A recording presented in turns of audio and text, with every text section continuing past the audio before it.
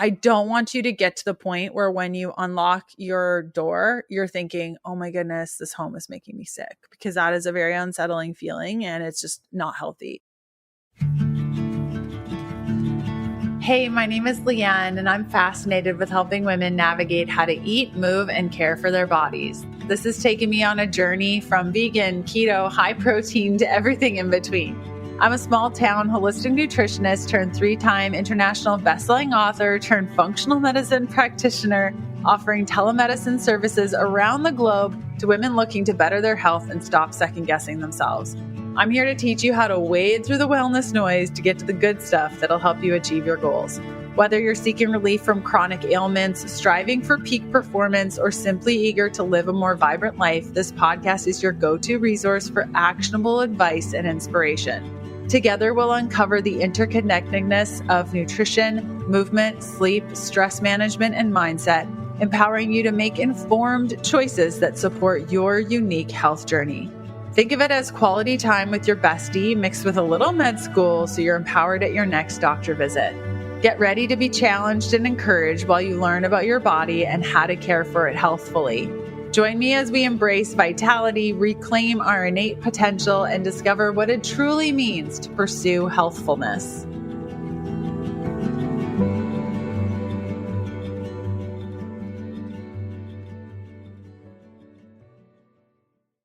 Hello, my friend. It has been ages since I've recorded an episode in a closet, but my room was just so echoey that I get to sit in between my clothing and come up with a new episode for you. And this one's a special one because it's just you and me. And we're talking about mold. It's one of my most favorite topics aside from parasites. And I wanted to take you through some of the patterns to look for in your blood work that could point to some red flag markers that are consistent with mycotoxin issues.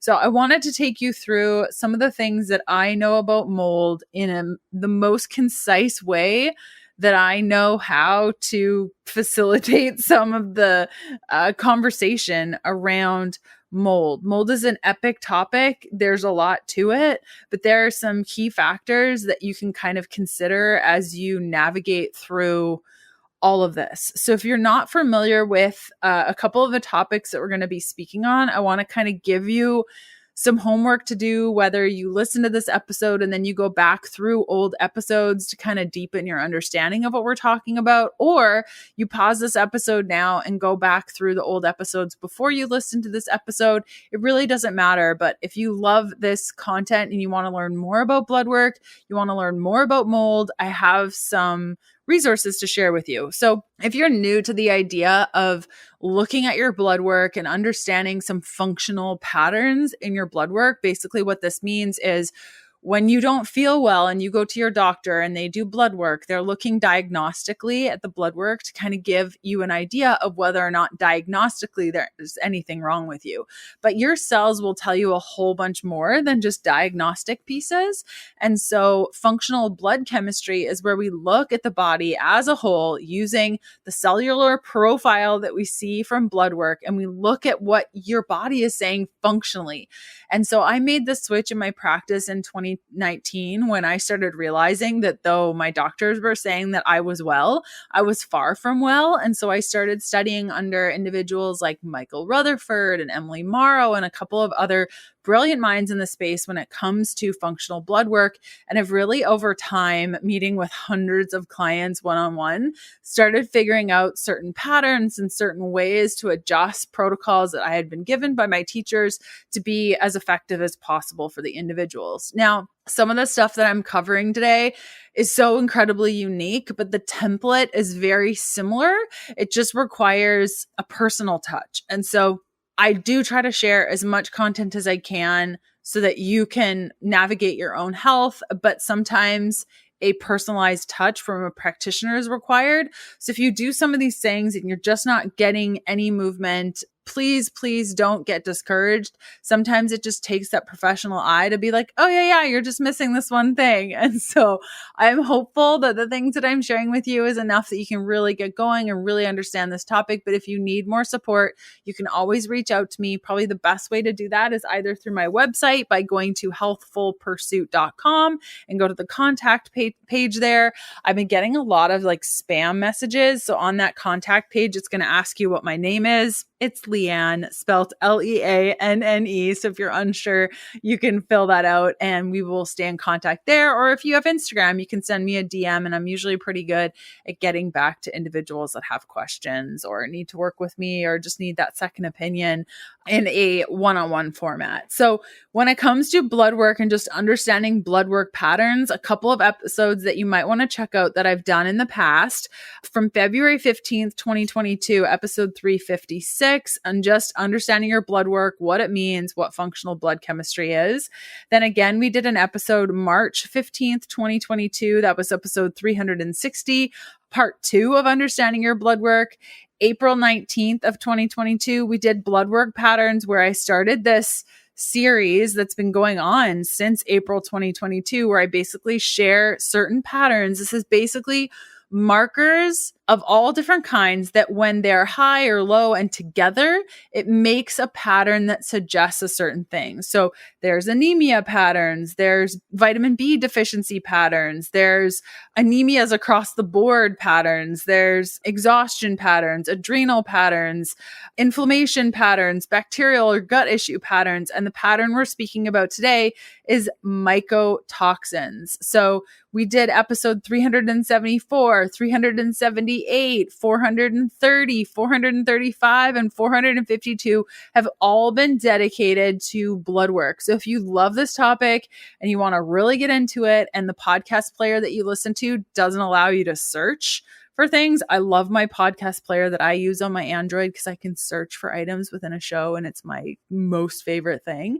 But if you just don't have that, that's a good option to just start understanding more about blood work. So if you want to get more into the mold conversation, I've done a couple of mold episodes in the past, episode 285, 347, 354, 394, and 424. I feel like I'm a host on a bingo situation because those are a lot of numbers. So feel free to write all of those things down, listen to those episodes if you really just want to get into this topic. We've covered it a couple of times, but I want to do something a little bit different in that I want to go through some blood work and just explain some of the mycotoxin patterns, what to look for in your own blood work. And if you want to go deeper into the blood work conversation and really understand what these ranges are, you can go to healthfulpursuit.com/bloodwork to learn more about the ranges, because what you're going to see on your standard lab is going to give you diagnostic ranges. So they're going to wait until things are really, really high or really, really low before they do something, because diagnostically, that's where they're at.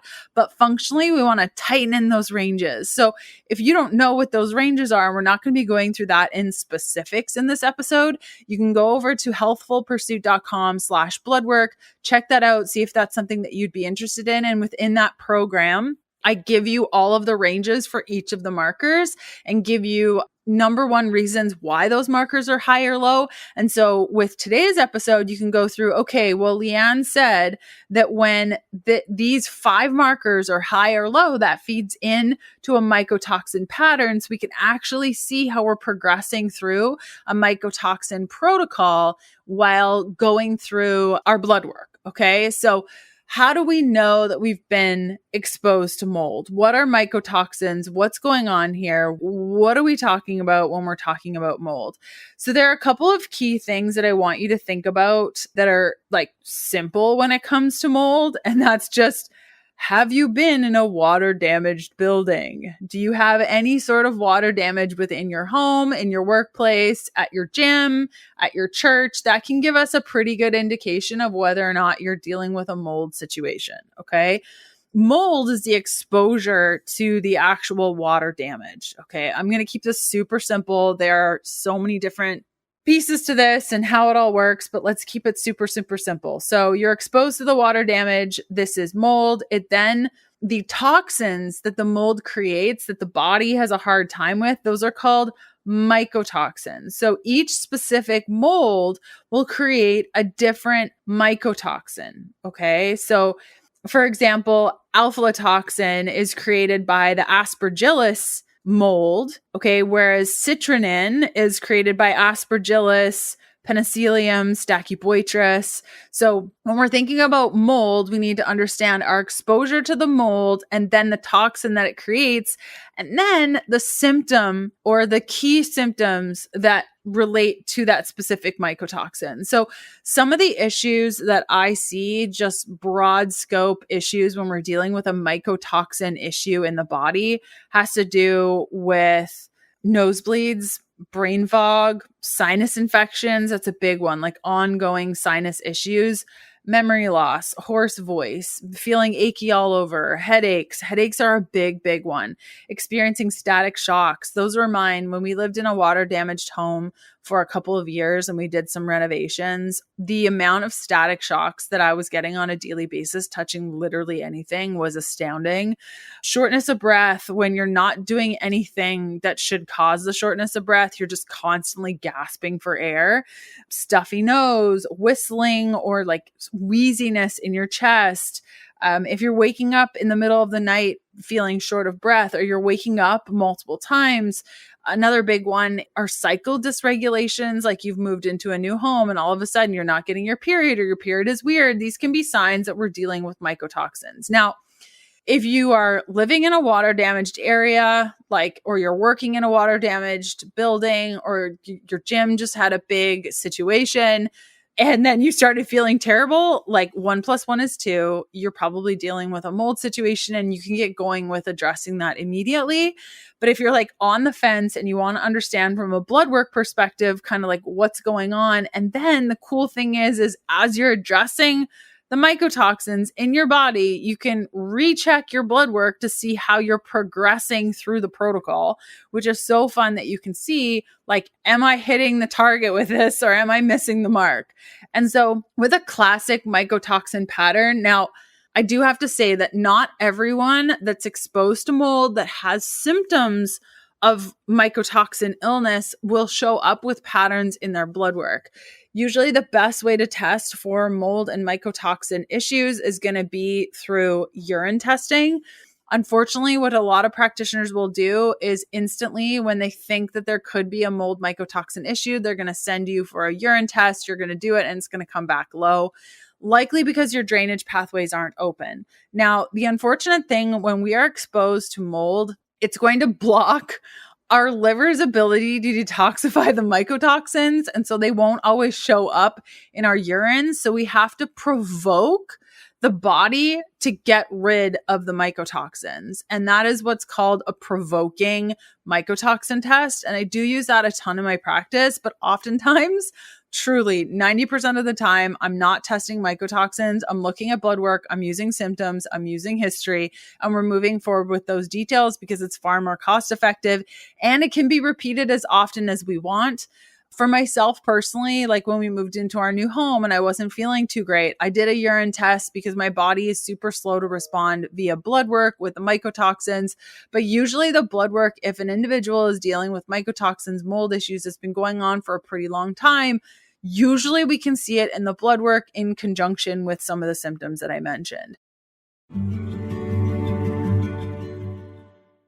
Electrolytes facilitate hundreds of functions in the body, including the conduction of nerve impulses, hormonal regulation, nutrient absorption, and fluid balance. Nearly every one of my clients that I work with one-on-one have an imbalance of electrolytes in some way, from symptoms of headaches, muscle cramps, fatigue, sleeplessness, or seen right there in their blood work. Much of this is improved with proper electrolyte supplementation. Now, I personally consume 1 packet of electrolytes daily at least, and not just any electrolyte element, because it doesn't have any sugar, fillers, coloring, or artificial anything. And it has an effective electrolyte ratio that so many of the other brands just do not do right. That includes 1,000 milligrams of sodium, 200 milligrams of potassium, and 60 milligrams of magnesium.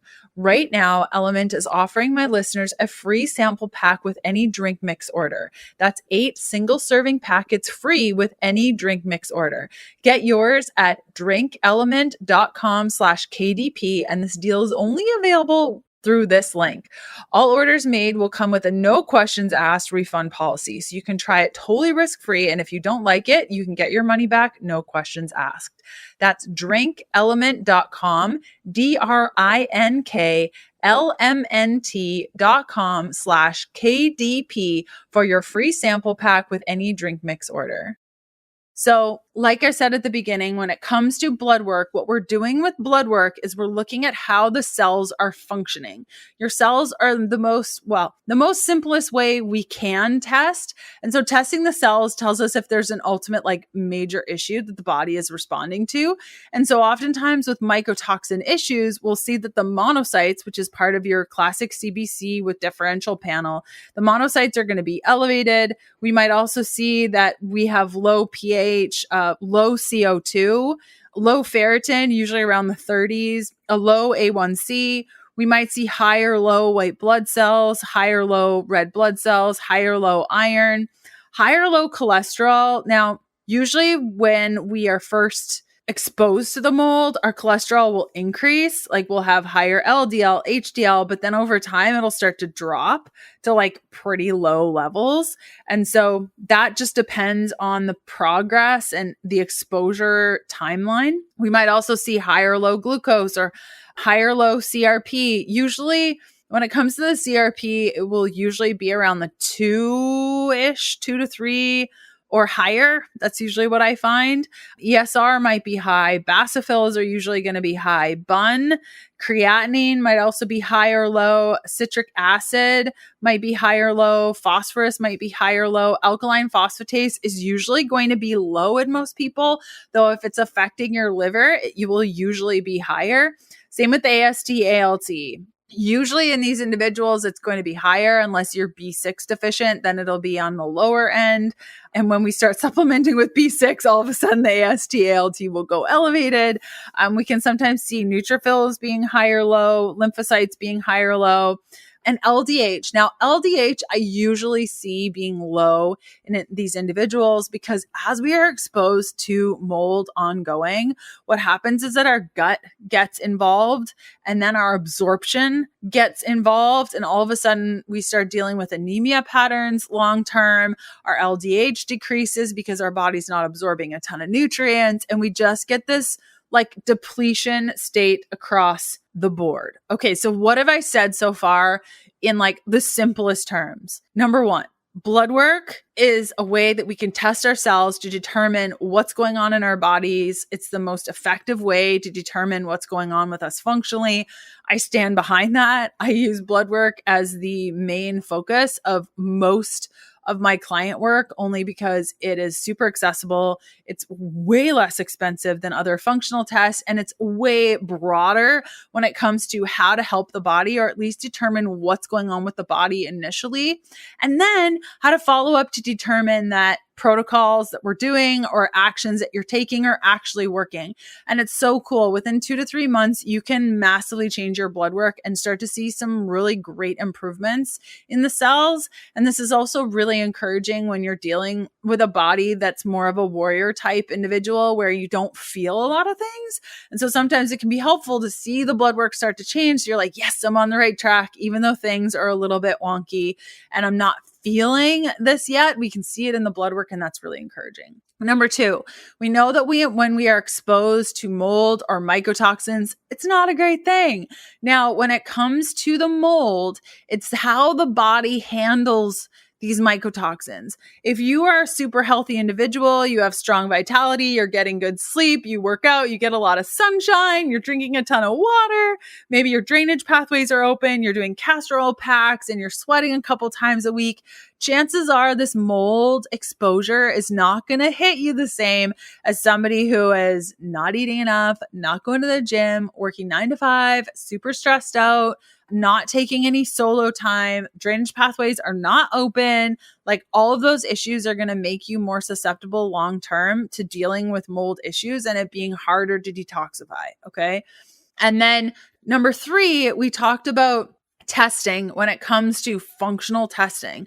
I don't think the best way forward for mycotoxin testing is to do a urine test. If you're going to do a urine test, you want to ask your practitioner to make sure that it's a provoked urine test so that you get an accurate amount of actual mycotoxins in the body. The only problem with that is though, you're not going to get a big picture like, is the liver having issues with this? Are the kidneys involved? Do we need to bring in more supplementation to support the adrenals? Like the blood work can show you so much.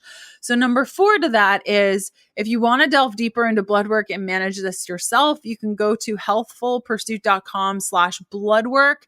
And in that program, I put together this entire Excel spreadsheet for you that gives you both metric and standard amounts of the functional ranges so you can input your own data and determine whether or not you're high or low in those markers that I just shared with you to determine your mold mycotoxin pattern. Now, like I said, when you're testing your blood work, just because you don't have the mold mycotoxin pattern or there's some that are high or low or normal doesn't necessarily mean you're not dealing with mold or mycotoxins. I think a lot of the times when you start to hear this sort of content, I know when I started learning about mold and mycotoxins, I was like, oh my gosh, this makes so much sense. I totally dealt with mold and mycotoxin illness when we started renovating our upstairs in our home in Calgary, Alberta, Canada. When we were doing all those renovations, I started feeling absolutely terrible and I had no idea why. Well, weeks after the renovation or through the renovation, our general contractor came to me and said, we found a bunch of water damage in the walls, so we cut it out. All is good. We're just going to patch it up. It'll be great. And I didn't know. I had no idea that was a huge issue. And so I think a lot of the times we can rely on testing and all these fancy things when in reality, you know that when you moved into a house, you started feeling worse. You know, when you started a job, you started feeling worse. Like if you just spend the time and go through your history and come up with a good history, take a couple of weeks to just write down, oh yeah, January 2017, this happened. I totally forgot about that. And really just take your time and you'd be amazed when you put together a thorough history for yourself, the patterns that you start to see just based on your own history is astounding. So let's say that you've determined, okay, like maybe there is a mold mycotoxin issue. What do I do now? I feel helpless. Oh my gosh, I've just uncovered this thing. This makes so much sense. What's up? So I think the biggest issue, and I talk about this a ton with my clients often, is when we have determined that the home that we're living in is unsafe or we feel like it could be unsafe, there's this unsettling feeling that happens because our home is supposed to be our safe place. And all of a sudden we realize that maybe our home is making us sick. I don't want you to get to the point where when you unlock your door, you're thinking, oh my goodness, this home is making me sick, because that is a very unsettling feeling and it's just not healthy.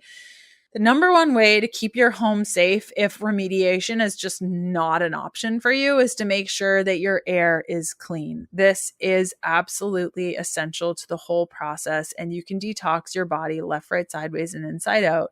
But if you are not keeping your air clean and your space clean, it's just you're cleaning up a muddy house while 11 children are running through the house with muddy shoes. It's just not going to work. And so in episode 462 of the podcast, we talked about air quality. I would encourage you to listen to that episode because it was amazing.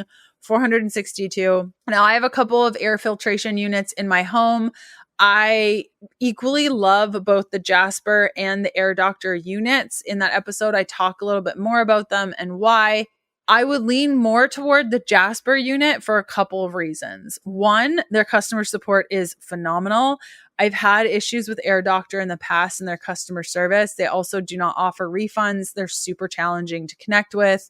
I don't like that the Air Doctor, the way that it filters basically is only from one side, whereas the Jasper unit collects air from all sides.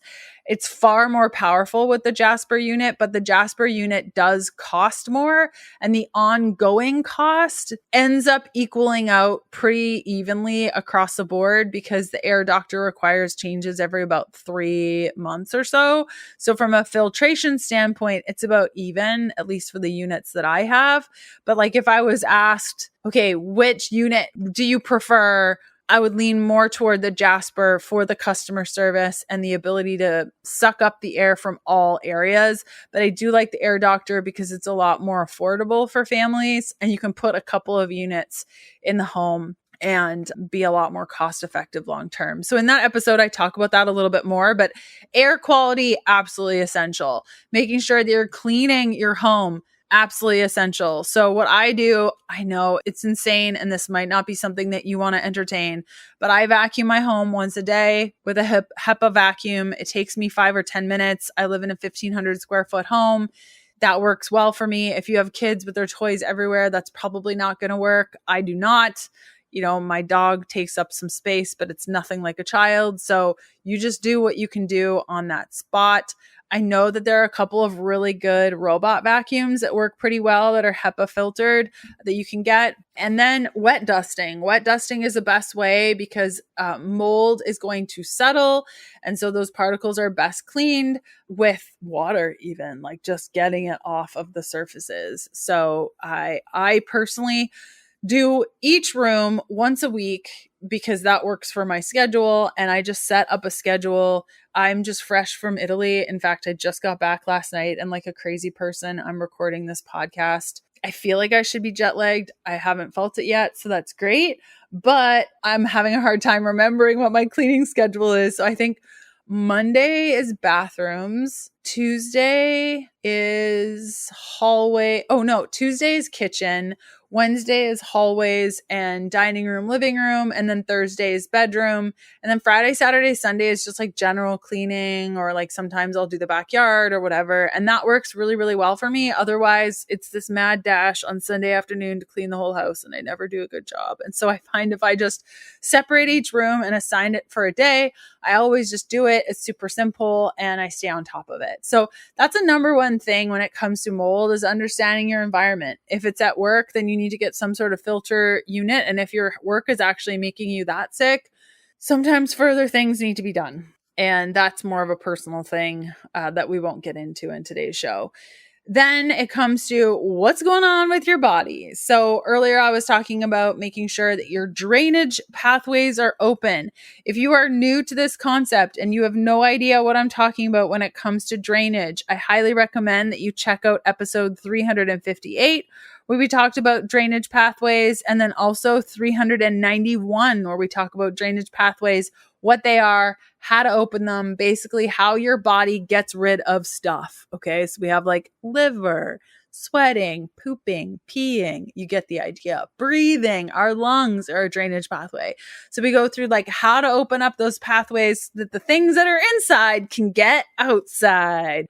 A big issue that I see when it comes to mold and mycotoxins have to do with gallbladder removals. I see this often because bile is absolutely essential to the detoxification of mycotoxins. When our liver is imbalanced long term, our gallbladder is going to be taken out. That doesn't remove the problem. It just removes the organ responding to the problem. And then we have more problems. Okay, so liver support kind of gets into our next phase of supporting mycotoxins in our body, which is the more supplemental process. Now, this is where it gets highly personalized. Okay. First, we have to open up your drainage pathways. Like I said, oftentimes this is manual supports. You can do supplements as well. Some of my favorites are from a company called Cellcore, which I use quite often. If you check out Cellcore and you need support with it, just send me a little message. I'm happy to set you up with it and give you some outlines. You can also go to healthfulpursuit.com/parasite and sign up for that little download, and that will give you access to Cellcore as well, so you can use it directly there. If you have any parasites or gut issues, usually it's best to just get started and touch on gut before you move your way to mold. Now, a good mold protocol is going to have a couple of key features. Okay. So it's going to have drainage support. Okay. So we talked about that a little bit, usually gallbladder, bile, liver. It's going to have an antifungal because when we start detoxing mold, a bunch of different yeast fungal issues are going to happen usually. I remember when I detoxed mold the first time, I broke out in this like fungal rash all around my body for a month. It sucked a lot. Okay, so don't do what I did and get on an antimicrobial. We know that we lose muscle as we age and that this loss massively affects our ability to function. Like, I'm talking basic tasks here. Muscle is important for protecting our joints and also keeping our metabolism revving. Basically, you want muscle. And unfortunately, a lot of us just don't prioritize muscle maintenance or see it as an importance. And you may also be cringing at the idea of going to the gym and being able to maintain that muscle consistently. Yes, active moving is super good. And there's really nothing like it when it comes to the mood boost of pumping iron. So when I share about Urolithin A, I am not saying just to do this and you can maintain your muscle without movement. Well, like I am saying that because Urolithin A does do that, but I think pairing Urolithin A with exercise is likely the best path forward. So I started taking a product called Mycopure to boost my performance and improve muscular strength. And Mycopure has 500 milligrams per serving of Urolithin A, a postbiotic shown to have major benefits to significantly increasing muscle strength and endurance with no other change in lifestyle. Yes, you heard that right. I just said that it has major benefits to significantly increase muscle strength and endurance with no other change to lifestyle. It gives your body the energy it needs to optimize its cellular power grid through boosted mitochondrial health without changes to lifestyle or diet. Now imagine what it could do with your low carb diet and a walking goal or a lifting goal a couple of times per week. It took me a long time, like a couple of months, to introduce Mycopure to my day because it's so strong. Every time I took it, I almost had too much energy, so I really had to titrate up. Mycopure is the first product to offer a precise dose of Urolithin A to upgrade mitochondrial function, increase cellular energy, and improve muscle strength and endurance. They've created 3 ways to get your daily dose of 500 milligrams of Urolithin A in their product, Mycopure. They've got a delicious vanilla protein powder that combines muscle building protein with the cellular energy of Mycopure. Now, this product does contain whey protein. And then they have a berry powder that easily mixes into smoothies or just about any drink. This is dairy free. And finally, the soft gels, which is what I prefer because it's just easier. This is also dairy free. I love the starter pack idea though. If you can handle the dairy, the 3 forms of Mycopure to play around with which one is your favorite, top notch. So Timeline, the creators of Mycopure, is putting together a sweet little offer for you, 10% off your first order. So if you go to timelinenutrition.com/KDP and use the code KDP, you'll get 10% off your order. Again, that's timelinenutrition.com/KDP. I recommend trying their starter pack with all 3 formats and picking out your best format. Again, that's timelinenutrition.com/KDP. And so some of my favorite like yeast based antimicrobials is usually what I do from like with a mold kind of approach. And so that's going to be things like Caprin, FC-Cidal, Dysbiocide sometime in some cases, IFC from Cellcore is a good one. Even ADP is a good one. I've also put together a general mold protocol that might really help you get started. And so I'll include that link in the show notes for the mold protocol. It's called Mold and Mycotoxins, and it's accessible via FullScript. And when you sign up, you get a 20% automatic discount on your account. So if you just want kind of that template, and I go through that very similar thing, we have the antifungal, we have the detox support, and then also it's absolutely essential to be on some sort of binding agent, basically binding up the mycotoxins and getting them out of the body. Now, here's where sometimes months into the process of detoxing mold and mycotoxins, it's really helpful to know which ones we're working with. And that is when urine mycotoxin testing is so useful. So if I have a client who we go through her history, we're like, yep, totally, there's a mold issue. We go through her symptoms and we're like, yes, double, there's a mold issue. And then even we see it in the blood work, I'm like, we don't need to test for mycotoxins. Would you agree that this is a situation we need to handle? And they're usually like, yes. So we get started on that. If after months of addressing mold and mycotoxins, and it is a month's kind of thing, sometimes longer, if we're not making progress, then I will test the urine to figure out, like, are we dealing with orthotoxin? Are we dealing with citrinin? Are we dealing with aflatoxin? Because how you address each of these mycotoxins is going to be a little bit different, and different binding agents will bind certain mycotoxins. So that's when you can get specific to the urine testing, but it's very rare that I will do it before that. And so things like activated charcoal or glucomannan or humic acid or zeolite or pre or probiotics can all be used to bind the mycotoxins and get them out of the body. So I've put together a little free outline for mycotoxin and mold detoxification. Again, I'll include that link in the show notes. If you're unsure of where the show notes are, you're clicking around and you're like, Leanne, I don't know where this is. Help me. Just go to healthfulpursuit.com/podcast, and it will be on that page with the link. It'll be a FullScript link. When you click that, it's going to ask you to sign up because it won't show it to you without signing up. Unfortunately, this is like beyond my control because it's another website. But when you sign up, you get 20% off. You see the protocol, you can picksy choosy, whatever you want. And it just makes it really simple to understand what those steps are, what it looks like, and how to support yourself through this. So within that mold mycotoxin plan on FullScript, we've talked about the essential binder situation. And so in that mycotoxin outline, I've chosen one of my favorite binders.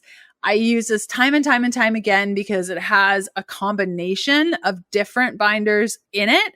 And because it's a powder, you can titrate up to an amount that works well for you. I also include some biofilm agents so you can understand how to break down the biofilms essential to getting to the mold and mycotoxins. And we've talked about biofilms on the podcast in many, many episodes. But basically a biofilm, think of it like a brick wall that's behind a whole bunch of stuff that your body can't get to. So the act of the biofilm buster is to break through that brick wall so we can get beyond to actually annihilate the things beyond the wall. And by breaking down that wall, then the body knows, oh, hey, there's an issue here. I need to work on this. I need to get going with this. And oftentimes that's a time where the blood work is going to look a little bit wonky because all of a sudden the body's like, wait a minute, there's mycotoxins here. And so oftentimes the blood work will get worse before it gets better. I also include some liver agents and supports on there so you can understand how to address that. And then I also included a couple of minerals that help throughout the mycotoxin address. And then also my favorite antifungal. Okay. So a couple of resources that we've talked about to kind of just like round out your mycotoxin mold understanding is the blood work course. So healthfulpursuit.com/bloodwork is going to give you the functional ranges. So if you really want to get into blood work and you want like an introduction, understanding the functional ranges, that's where to go for that.